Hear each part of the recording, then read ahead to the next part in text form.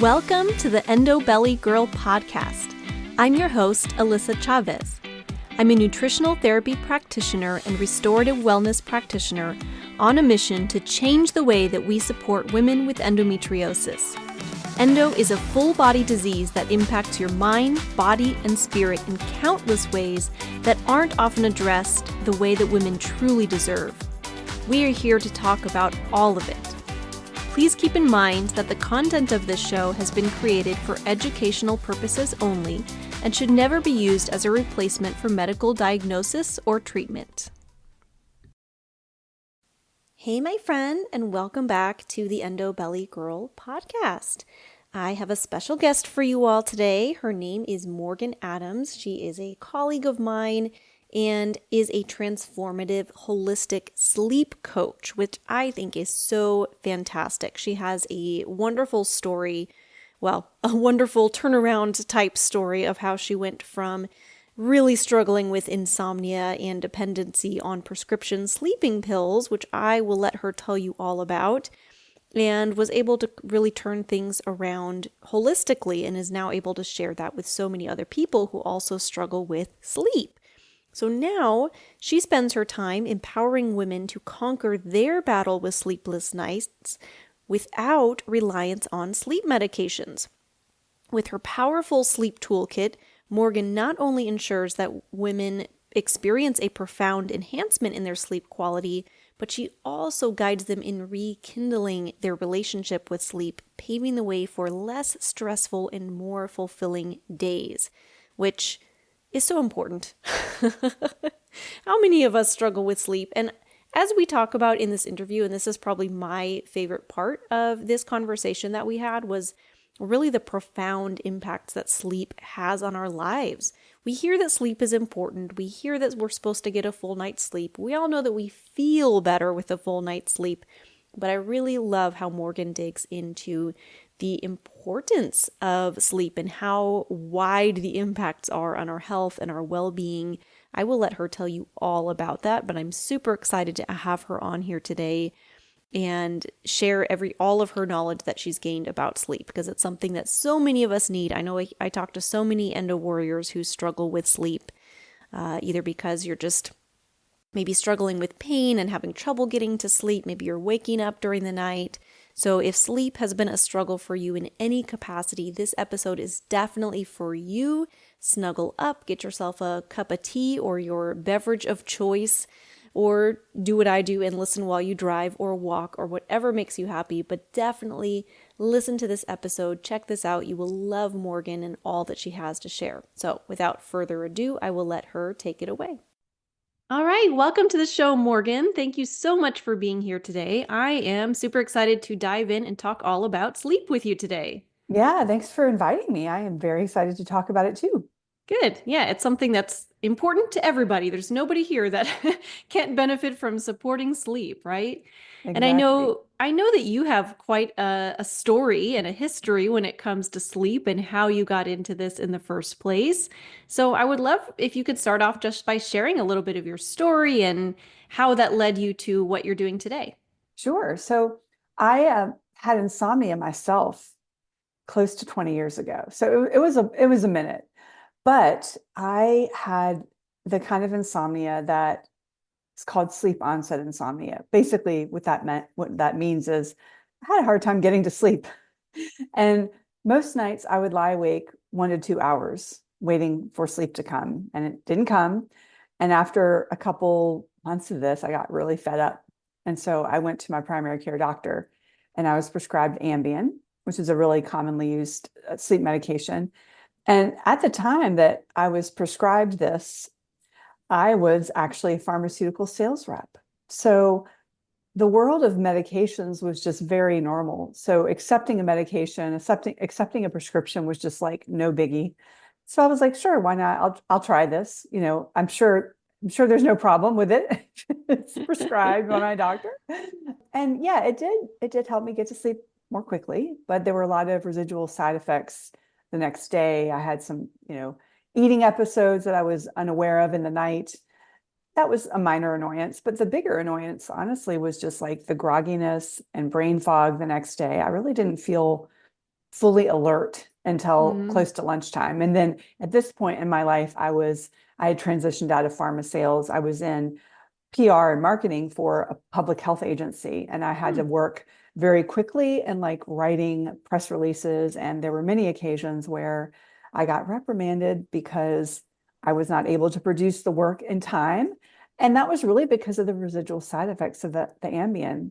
And Right. what I came to find out is that in 2013, during the time when I was taking Ambien, they actually had an FDA, I don't want to say recall, that's a little bit harsh, but the FDA would ask the makers of Ambien to change the dose for women because essentially what they found out was that women were being overdosed, right? Oh, wow. So, yeah, so the prescribing directions for Ambien changed after 2013. But Hmm. it's essentially, long story short, I was being overdosed on Ambien, hence the grogginess and the brain fog. Okay, so at this point, I am taking the meds and I meet a guy who, my new boyfriend at the time, current husband now, and he said to me in the very beginning of our dating, listen, the sleeping pill that you take, it makes you like act like a zombie and it kind of freaks me out. And I Hmm. was like, oh, wow, okay. And I mean, said with love, Sure. and not in a critical way, but I took that to heart, and I decided, these pills are not serving you anymore, Morgan. It's time to release these pills from your life. So I did what I don't recommend other people do, and I went rogue. Okay, so what I did was I just took myself off the pills. But when you're taking yourself off a sleeping pill, or really any medication for that matter, you really need to work with your prescribing provider Hmm. to make sure that you have a proper taper schedule. Yeah. Well, just because I have a lot of grit and determination, I got through it myself. But for the folks listening, don't do that. Don't do what I did. Anyway, I managed to sleep pretty well after that. And then there was a plot twist. And that plot twist was March of 2020 when the pandemic started and nobody knew what was going on and we couldn't go outside and do stuff. And my sleep started to suffer again. And I got very concerned. I did not want to go down that road of insomnia. So I ended up getting an Oura ring to track my Hmm. sleep. I started Googling how to sleep better. And in pretty short order, I got my sleep back on track. And during this process of getting my sleep back on track, I started to organically share on Facebook with my friend circle how I was helping my sleep. And I came to find out that a lot of other women were struggling with their sleep too and found my tips very helpful. Hmm. And to me, that was like, people need help with their sleep. And so it was really at that point, probably late 2020, that I decided that I wanted to become a holistic sleep coach. Hmm. Well, okay, there's one thing about like deciding I want to be this and then actually doing the damn thing, right? Yes. There's some studying, so I went and got some certifications in health coaching and sleep coaching. And then in 2021, I launched this sleep coaching practice, and I primarily work with women. Quite a few of them are in midlife since I'm in Hmm. midlife, but Sure. my clients range from 27 to early 70s. So there's Yeah. a spectrum, and it's been quite a great, really interesting and fulfilling experience to be able to help women get their sleep back on track when they've had insomnia. So that's Yeah. my long and twisted story of how I arrived at this place. Yeah. I think that that's so many of us who are in this health space is, we have our own stories and reasons that we needed to get, learn all this stuff, and there's so many other people out there who are struggling with that as well. I know, the reason I asked you on here in the first place is I feel like I've been talking to some of my clients and just people out there I've been having conversations with, and you feel like so many people nowadays are struggling with sleep. So I think it's definitely an important conversation to have, and we'll definitely unpack all the things about how to support sleep, kind of get into some of your best tips and tricks there. But I would love if you can start out just by sharing why sleep is actually important. Because we all hear that, we're told you need to get your sleep. And Yeah. I think we've all experienced certainly feeling better when we get enough sleep. I know nights when I get to sleep too late or have to get up too early and don't get my full night's rest, I feel quite terrible all day. Yeah, But can absolutely. you unpack for us a little bit why sleep really is so important? Yeah. Well, sleep is something that really affects every single area of our life. So if you were to claim something that was important in your life and you were to Google that thing and sleep, you would come up with a lot of lists about why sleep is important to that particular issue that Yeah. is important to you. So it affects us on many different levels, but just a few top of mind would be brain. We really Mhm. need good deep sleep for our brain health. We have something called a lymphatic system in our brain, and essentially it's our lymphatic system, but in our brain. And it was only discovered, I think, like 2017 or around that time. Wow. So it's a pretty recent discovery. But essentially, what's happening is you're getting an overnight good brainwashing, not a bad brainwashing.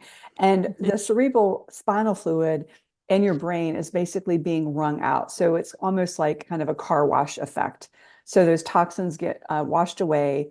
And among other things with your other than your brain, it's helping regulate your hormones, it's helping fight infection, prevent chronic disease, it's Mhm. helping learning and memory, and it's helping emotional processing and actually helping people get along better.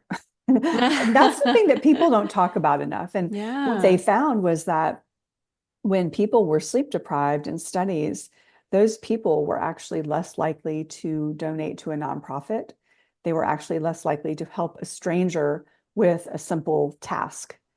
So we need it for really every area of our life to run according to plan. And you said something pretty important is that we've all felt that feeling of when we haven't had sleep. And so Mhm. quite often when I'm out in public and somebody cuts me off or gives me the finger while they're driving, my first thought honestly is bless their heart. Well, that's a Southern expression that we use Yeah. sometimes, but Oh, bless my their mom is heart. from Texas, so she Yeah, says that all the time. Yep. they probably didn't get enough sleep last night Yeah. because when we don't get enough sleep, what tends to happen is we don't have a lot of emotional control. Our mood and emotions are kind of all over the place. So a myriad of reasons why sleep is very important. Yeah. I love that you kind of cover the whole spectrum of that because I know even, me thinking about it, I'm thinking about all the physiological stuff, the what your body does while you're asleep, but that's so true. The social piece of it is so important too. And I know I felt that even as a kid. I remember it was kind of a running joke in my family growing up that when I went to sleepovers as a kid, because when you're young and you're at this sleepover party, you don't really sleep at the sleepover. You're up all Right. night, eating junk food and running around the house amok and Yeah. whatever we were doing. And, you maybe sleep for like 2 hours at the end of the day and come home exhausted. And, my family would dread those days that I would go to sleepovers because I would come home and just make the house miserable the next day. And it was kind of a Ditto. running joke in my Yeah. family, like, oh, great, Alyssa's going to a sleepover. Everybody, run Right. for cover when Clear she the gets house. home. Yes.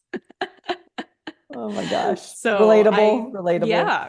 So I get that. And goodness knows that carries over into adulthood too. But I love the way that you think of that. If Yeah. somebody's having a bad day and, hey, it could just be that they didn't get enough sleep. So yeah.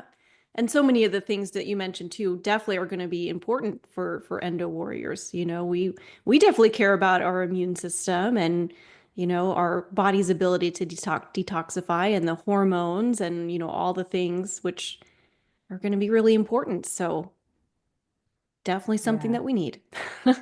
Absolutely.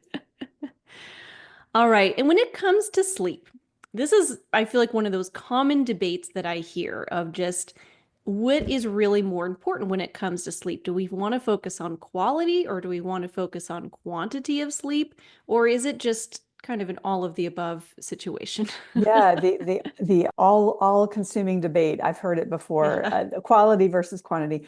Okay, so let me unpack that. So quantity is important. Okay.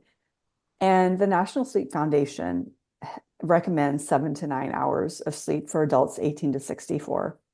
However, if you look in the fine print of those recommendations, it says between 6 and 10 hours can be appropriate for some people. So there is quite a bit of latitude with that recommendation. And what really kind of drives me nuts is that I'm always hearing this, you've got to get 8 hours, you've got to get 8 hours. I call it the 8 hour myth. Mm, And I think what what that resulted from is the fact that the recommendations say 7 to 9. And so 8 is in the middle, right? It's the Right. happy medium number there. And the reality is that 8 hours is not going to be the appropriate number for a lot of people. It's almost like I like to describe we all have different calorie needs. My Sure. calorie needs might be different than yours because of my activity level and my age. Our shoe sizes are different. So really everyone has like their own sleep need. But beyond the sleep need, there's other things that we really need to consider. The quality, you mentioned that that's also equally as important as quantity. And I would probably argue more important than the Hmm. quantity. But what's even more important than both of those, in my opinion, and this is starting to get picked up a lot in the media because there was a large study done about a year ago looking at thousands of people over time. And what they found out was that when people had consistent sleep, it actually kind of ended up with a lower mortality rate. So, lower mortality Wow. rate when you have consistent sleep. So, in this particular study, they looked at people who had 6 hours of consistent sleep a night versus people who had 8 hours of perhaps inconsistent sleep, irregular sleep, broken sleep, Yeah. sleep on different schedules. And that group in the 8 hour irregular schedule had a higher mortality rate than the Hmm. group of 6 hours with a consistency. So, my prediction is that in the next coming years, we're going to be seeing more focus from a public health perspective in sleep health messaging that Hmm. points more to the consistency part than the quantity part, because we're still getting hung up on that number of eight Yeah. hours. Yeah. We're still getting hung up. So that's sort of my little nuanced answer to that question. It all Yeah. matters. And It when you're all saying matters. consistency, I know you were saying like the broken sleep throughout a night. Does that also relate to just like maybe you get 8 hours on the weekend, but during the week you're not getting as much sleep? Does that apply to that as well? Yeah, that definitely can. And that kind of leads me to a really good topic that we should probably talk about, and that is something called social jet lag. And that is Mm, essentially jet lag on it's your body is experiencing the same jet lag that you would experience if you were traveling, but you're not traveling, right? right. And so this plays out a lot with many of my clients, and it played out with me too when I was younger. I would go to bed or I would get up at 6 o'clock every morning, Monday through Friday for work. And then I would stay up really late on the weekend and I would sleep Hmm. in until like 9 o'clock. So I had like a Hmm. 3 hour differential between my normal wake up time on the weekday and weekend. The Mm, thing is your body and brain don't know the difference between Monday and Saturday. sure. And so what ends up happening is you have this social jet lag phenomenon. And how it really plays out is Sunday night, typically people have a hard time falling asleep because their circadian rhythm has shifted. And Mm. then Monday mornings are really difficult for a lot of people. And so you hear all these people griping about Mondays. And I think that is, frankly, it's because most of them have social jet lag that they've given Oh, themselves over the weekend. That's my theory. yeah. Um, so what we really need to focus on is having that consistent wake time every day of the week. Yeah. And now people get upset, because they're like, "Oh, my weekends are so precious. I love to sleep in." Okay, so here's the reality is that on the weekend or on your days off, you do have a little bit of latitude there. You probably have Hmm. about 30 minutes to play around with. So Hmm. if you 1 or 2 days a week, you sleep in a half an hour longer, you're probably going to be okay. It's just when you have that, hour or more on a consistent basis, then you start getting into the social jet lag territory. Mm. Yeah, makes sense. That's so interesting. I'd never thought about it that way, but I know for me, just I never really considered it from that perspective, but I definitely feel better when I do have more of a consistent sleep and wake time. But Yeah. for me, I found to the point where now my body just knows when it's wake up time. I really don't need an alarm clock because Yeah. my body just knows this is when we wake up in the morning. Okay. And then specific time at night, this is when I get sleepy. And it's just my body just knows at this point in time. But that definitely wasn't the case when I was younger. I definitely did a lot more of that of, stayed Yeah. up late on the nights that I could, and my sleep schedule was always shifting. And yeah, it definitely Yeah. makes a huge difference. Well, you've definitely trained your circadian rhythm to be Yeah. consistent, and so you're reaping the benefits of that with not having to have the alarm and then getting sleepy Mm-hmm. around the same time. So that's Yeah. it's excellent. Good. Yay. Check plus. All right. I feel like I got a good grade today. I got an You A plus. did. You did. I love that.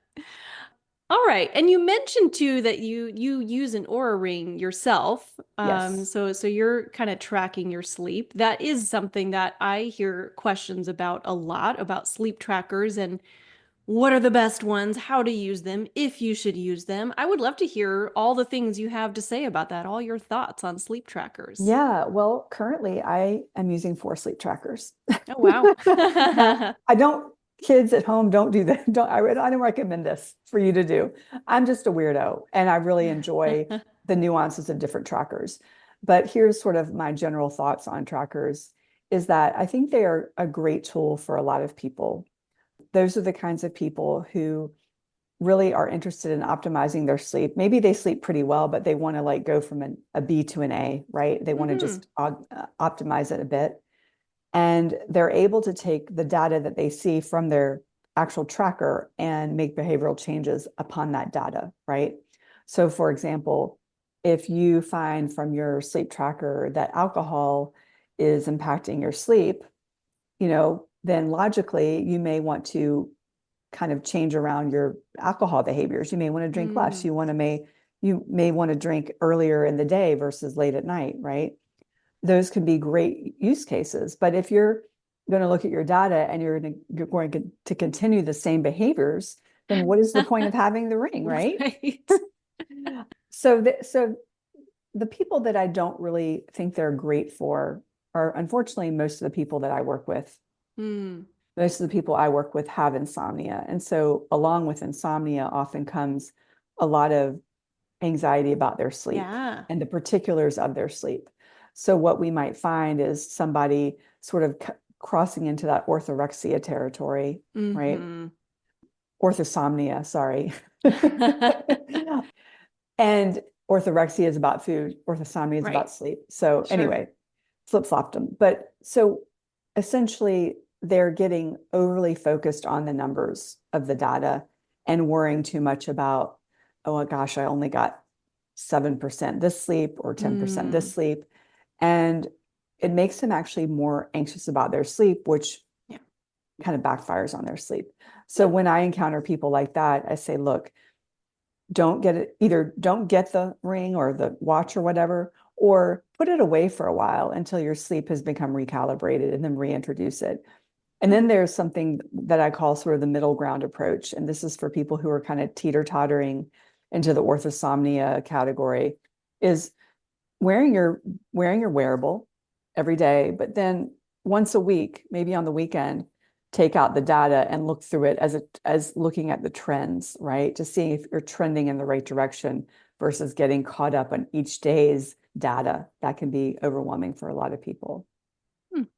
Yeah, that's great advice. And I definitely find that with so many things because I know, initially I know when I was going through certifications and we're talking about food trackers and even hormone tracking like temperature tracking, like there's so many different ways we can get data points around all of our habits and all the things we do and all the things going on in our bodies, and all of it sounds great on paper, but I have found that to be true in many different areas where it's for some people it can be great. For some people they really need that data and it can maybe give them push towards making certain changes or whatever. But for some people, it can be very challenging mentally. Like you said, if you're already somebody who is more of an anxious individual and tends to really worry about those things, then yeah, that's not going to be pushing you in the direction that you want to go. Yeah, Yeah. you really have to know yourself and sort of know your Yeah. predisposition to reacting to that kind of data for sure. Yeah. Now, as far as particular ones that I like, I think most people are going to agree that Aura is sort of the gold standard for Okay. sleep data. And so I told you I track with 4 different trackers. I usually I kind of believe the data the most from the Aura Ring. Okay. But, the Whoop is really good. I use that as well. Fitbit's pretty good. Apple, I'm not sure. It's okay. It's Yeah. okay. It's fine. But I think that if you're really, really committed to getting like very accurate sleep data, Aura is probably your best bet. Okay. Good to know. Yeah. I know a lot of people are really loving those these days. Yeah. Okay. Well, I would love then if we can start to dig into some of the strategies that you actually use to support sleep. So you were able to go from having insomnia and having to rely on these medications that weren't making you feel very well to being able to support your sleep from a more holistic standpoint and now being able to help your clients do the same thing. I would love to hear some of the actual strategies that you recommend and have used for yourself, both to support getting to sleep and to support staying asleep, because I know those are kind of two different things that people struggle with, and I'm sure there are some similarities between the two, but I'm I'm sure you will enlighten us also on some of the different Yeah. strategies between those. Yeah. So I think where I would start if I wanted to go back and do this all over again, right, is I would really focus on ways to help circadian rhythm alignment. Hmm. And we already touched on one of those, and that is the consistent wake up time. Yeah. Super important to help us solidify our circadian rhythm. And one interesting thing about that is, and you've experienced this yourself in what you just shared, is that when we wake up consistently at the same time each morning, we're more likely to become sleepy around the same time each night. Yeah. So that consistent wake up time really serves as a really important anchor. And then I would also lean in on morning light, the morning light in the Hmm. morning, like natural light, not Yeah. from, your lamps. Yeah. Those aren't going to cut it. It's actually going outside, around sunrise or a little bit later, depending on when you get up. But as soon as you get up, and if the sun is out, getting outside and exposing yourself to the natural light for 10, 15 minutes. And you could either, sit on your porch, you could take a walk, you could do whatever, but just be out there for that period of time. And one caveat is do not wear things that cover your eyes. So that Hmm. that mostly means sunglasses because I walk my dogs every morning. I see my neighbors walking their dogs, and quite often, even though the sun isn't really bright, they're wearing sunglasses. And why does that Sure. matter, right? They're sunglasses, they're so innocent, right? Well, the sunglasses actually block our eyes from seeing the natural light. So the natural light goes in our eyes. It sends a signal to our suprachiasmatic nucleus, which is our circadian pacemaker. And from there, there's this beautiful cascade of hormones and neurotransmitters that are firing away. So, for example, our cortisol gets a natural boost. Any residual melatonin gets shut down. It's going to boost our serotonin for happiness. It's going to boost Mm.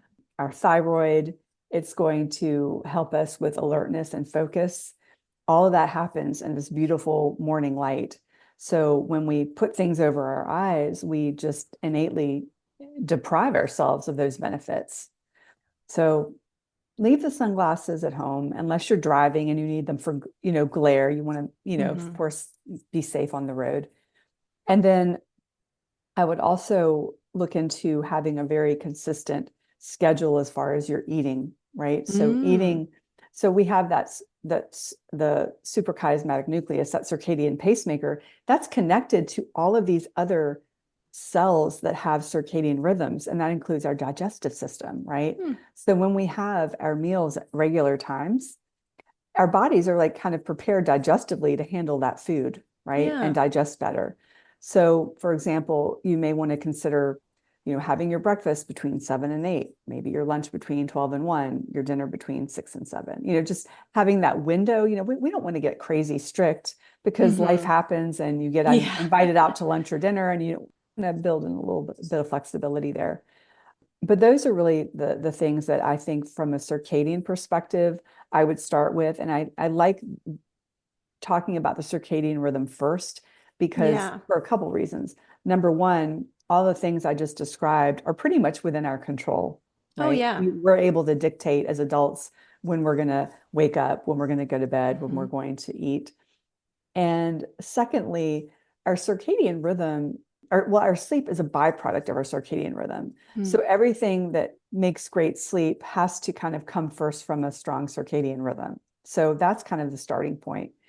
And then, there's several other different strategies that can help us with sleep.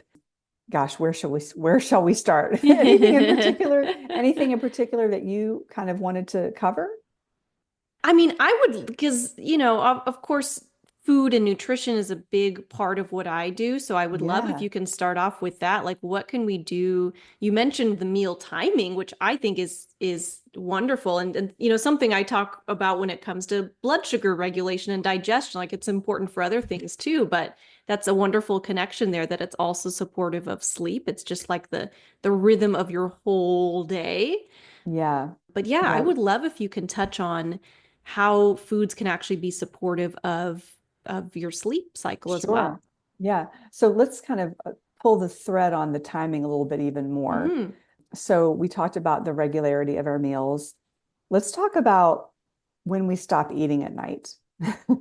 So what we really want to aim to do is to stop eating about 3 hours before we go to bed.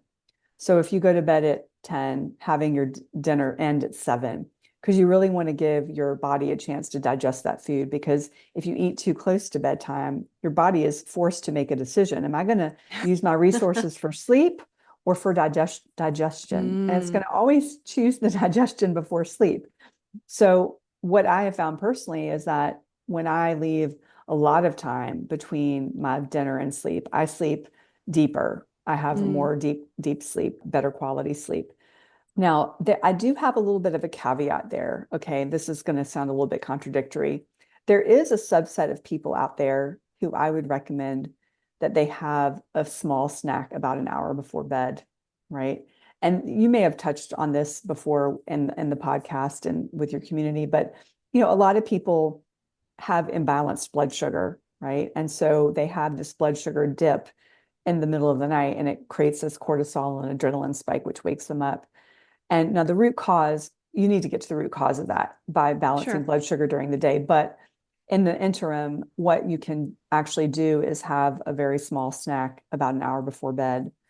And that would be like maybe Greek yogurt with some almonds or something light, or maybe even a very, very small dish of leftovers from your Hmm. dinner would suffice. So let's talk about different food choices that you can make. As far as dinner, what I would really consider to be the ideal dinner would be foods that are low in saturated fat, high in fiber, foods that have tryptophan in them. Okay, Mm. so tryptophan is an amino acid that's in a lot of different foods. Some of them are turkey, which I'm sure everyone Yep. knows, this is a Thanksgiving thing, chicken, egg yolk, soy, lentils, cheese, nuts, and seeds. So there's a whole, variety of foods that are high in tryptophan. And when you combine foods that have tryptophan with complex carbs, what will happen is that the carbs help transport the tryptophan into your brain, right? And what's happening is there's this conversion from serotonin to melatonin. So tryptophan plus carbs equals serotonin, right? That serotonin gets transferred into melatonin, which is your Mm. sleep hormone. So a lot of women that I know are scared of carbs, right? They're like, oh, Hmm. carbs are bad. And what they will end up doing is they'll have their carbs at lunch, right? And their protein at dinner. But what I would recommend is flip-flopping that, having Mm. your maybe more high carb, now complex carb, we're not talking like simple starches, but having, maybe a half a cup of sweet potatoes or something like that at dinner with your meal. I have noticed a lot of people, including myself, are having an easier time with sleep when they're adding some of that carb Mm. at night versus having that carb. Like if you have a carb allotment, essentially, like Sure. switching that carb allotment to the evening versus the lunchtime. Yeah. And I don't know if you're familiar with Dr. Gabrielle Lyon. Are you Hmm. familiar? Okay. Yeah. So she's a gerontologist who is very, very focused on muscle as an Yeah. organ of longevity.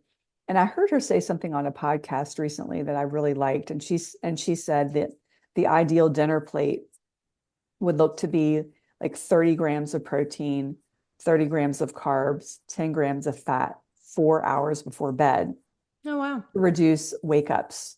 And I thought that actually makes a lot of sense. I've yet to try that. I don't really measure my macros in that way, Sure. but I do try to eat as close to, I to have a distance between bed and dinner as Yeah. much as I can.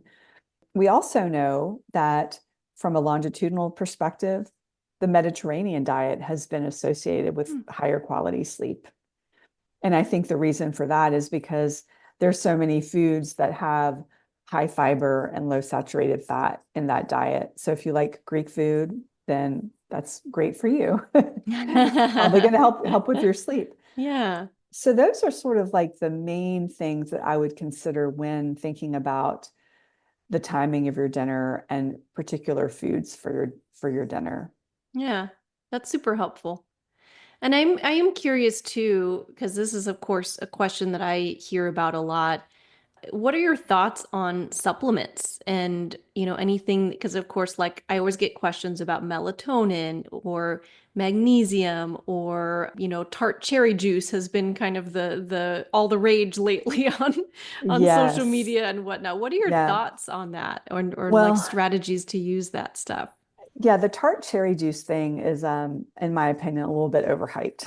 Sure. I spoke with this woman named Dr. Deanna Minnick months ago. Yeah. She is the chief scientific officer of Symphony Natural Health. Yeah. And she gave me a very interesting statistic that I can't remember off the top of my head, but she was like, you would have to have like thousands of cherries to get the same amount of melatonin as in a melatonin supplement. Hmm.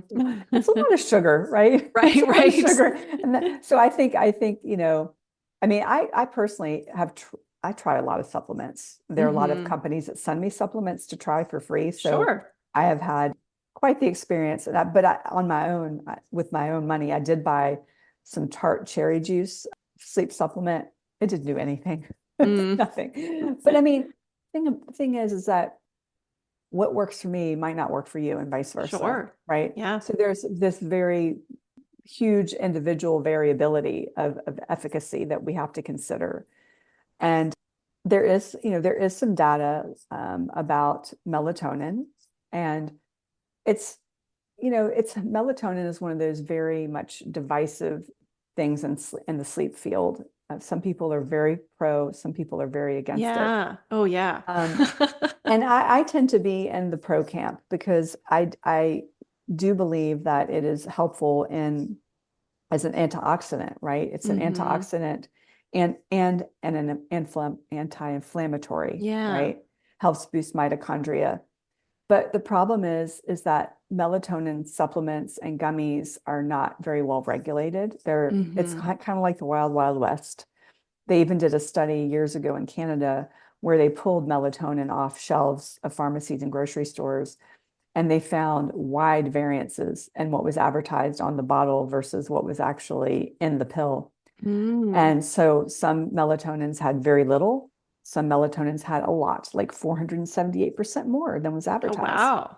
So Okay. while you're not going to get physically hurt from that, you could experience some grogginess Sure.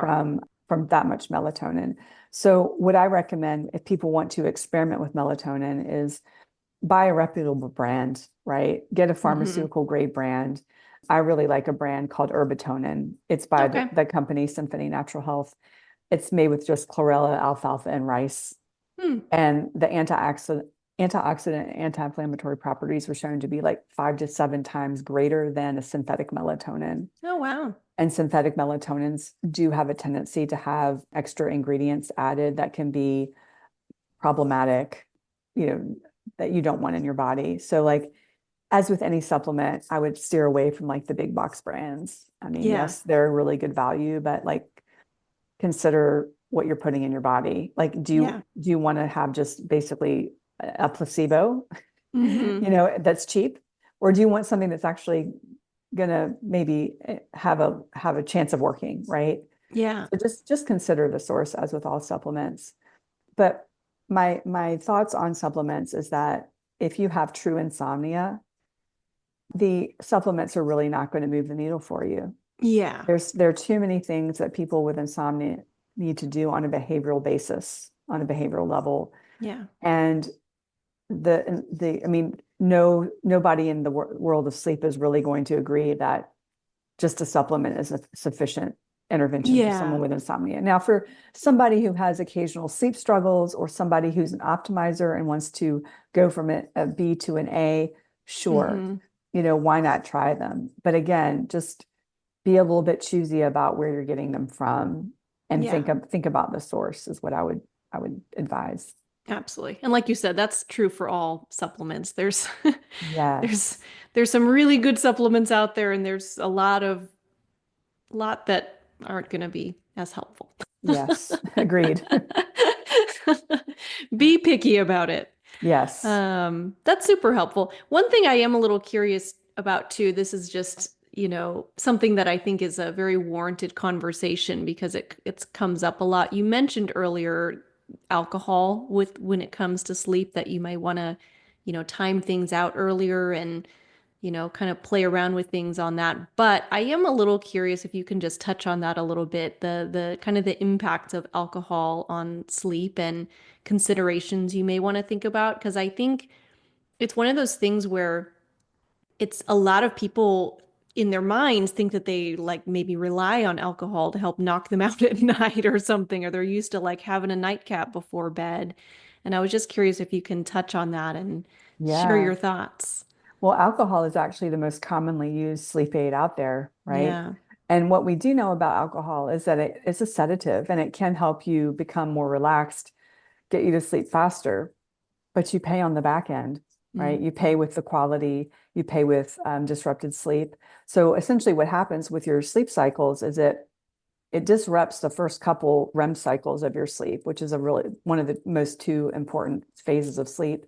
And then you get something called REM rebound, where you get a lot of REM at the latter part of the night. You may get a lot of wake ups. You may have to go pee. And you generally wake up feeling unrefreshed. Like you may have Sure. gotten your normal 7 to 8 hours, but yet you don't feel like you really got that much. The quality really goes down. And they even did a study showing that I believe up to one alcoholic beverage for a woman can decrease her sleep quality by 24%. Wow. And so with that study, they did the statistics for each drink. So you can imagine the more you consume, the bigger a hit it takes on your quality. Sure. Makes So, sense. you know, for people who do want to have an alcoholic drink every now and again, what I would recommend is looking at the timing, having your alcoholic drink 5 o'clock. Yeah. Mm. Sometimes actually, Alyssa, I have a drink at 4 o'clock because I go Sure. to bed at 9. And I Right. really and I really want to flush that alcohol out of my body Mm. and be as clean as I can before I hit the hay. So think happy hour versus nightcap, right? Okay. And so really the after dinner drinks, they're you're basically setting yourself up for a night of really Yeah. bad sleep. So if Yeah. you can, limit yourself to 1 to 2 drinks and have them on the earlier end, you're going to likely still feel some kind of impact. I recently got a Whoop band, one of my 4 sleep trackers, and I wanted to even further investigate the impact of alcohol. And when I have my normal cadence of having alcohol is usually like 1 glass of wine a week, and it's between 4 and 5, usually on the weekend. And my sleep actually, I don't feel bad the next day. I don't feel like my sleep stats are bad, but with the Whoop, Hmm. wow, like the recovery, like it's given me this new lens, Hmm. from which I'm looking at alcohol. Like I'm probably going to even maybe stop or have it even less because Yeah. I can see the impact on my recovery, my heart rate Yeah. variability, my heart Oh, rate, my wow. my breathing rate. Sometimes when you have alcohol, you tend to snore more, right? Mm. That's not good. Right. So yeah, back to my point was, just be mind, just if you're going to have alcohol, have it with intentionality and Hmm. plan for Yeah. it. And there may be a time when you're like, you know what? Screw it. I'm going to a party. I want to have fun. And I'm going to be okay with like not having a great night of sleep. I'm going to mentally prepare myself for that. Yeah. It's all about your intentions. So Sure. Yeah. Makes sense. I I can so speak to that though just from personal experience because I don't actually drink very often. For me, it's like I've never been a big drinker anyway, and especially since having a chronic illness like endometriosis is just it's so not worth it to me, with just as far as the inflammation picture and everything. It'll be like once in a blue moon. Like I can go 3 months and not have a drink and not really notice. And then, oh, I'm out at a social gathering and I'll have a glass of wine or something. But I absolutely feel the difference. If I've had a glass of wine with dinner and wake up the next morning, 100% of the time I feel sleepier, groggier the next day, even if I've had a Yeah. full night's sleep. Yep. So I know I can speak to that from personal experience. And like you said, sometimes it's just, it's worth the trade-off. Like I want to allow myself a little bit of that flexibility and freedom. But I Yeah. know if I were to do that every night or even, a few times a week or something, that starts to add up over time that you're losing that and then you go back to the whole conversation about consistency that you were mentioning earlier. Yeah. So Yeah. And unfortunately, I mean, I do know people out there who rely on a couple of drinks to get them to sleep. sure. And the unfortunate thing is they've become so acclimated to how they feel the next day. Right. They don't know any different. So Yeah. they don't get Yeah. the benefit of experiencing what like a true restorative night of sleep is, right? Mm-hmm. Yeah, So yeah, absolutely. unfortunate. Well, that's why we're here having this conversation, so That's we can right. bring all That's why that we're to here. light. There you go. Now, you mentioned, as you were talking about alcohol there, you did mention, I never know, is it REM sleep or is it REM sleep or uh, It's REM REM? sleep. Okay. Yeah, and I feel like I hear both. it stands for rapid eye movement. And Yeah, there's a band called REM, and sometimes people get confused, and that's why that's they true. call it REM.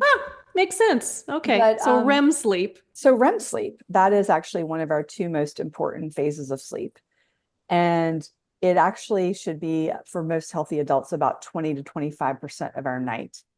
So it typically happens at the latter part of our night. So if you were to look at a sleep graph, like of your Oura ring or your wearable, you'll see a chunk that's mostly REM sleep at the very end of the night. Although you can have some in the beginning, it's just Mhm. primarily grouped at the night. And this is a really important phase of our sleep for a few different reasons.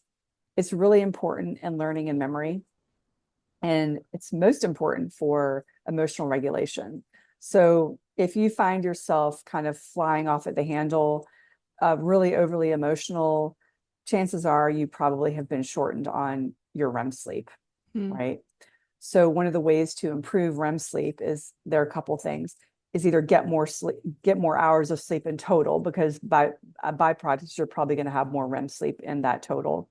And then ensuring that the last part of your night is protected. So, Mm.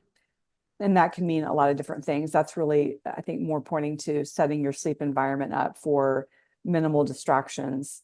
So making sure that it's quiet, it's cool, it's dark, obviously no alcohol. We kind of touched on that. Yeah. You're really going to preserve that REM sleep when you're not having alcohol. So yeah, very, very important phase of sleep that we really want to be mindful of. Yeah. Okay. Cool. Well, I feel like we covered so much today. I feel like anybody listening is going to leave with so many actionable tips to help to support their sleep. So thank you so much for that, Morgan, for sharing all of your expertise and everything you've learned over the years. Is there anything else that you feel like we haven't touched on today? Anything that you feel like you'd like to cover before we sign off here? Yeah, well, the issue of 3 a.m. wake ups is a really Oh, big one, a yeah. really Good big one. one. And I actually, because it's such a big topic for my clients and people I talk to, I wrote a free guide. Nice. And the free guide is called Awake Again at 3 a.m. Your guide to why you're waking up and what to do Mhm. about it. It is available on my website for free. So anyone Nice. who's looking to figure out why they're waking up so much at 3 a.m. and what to do about it, I would welcome you to just download it.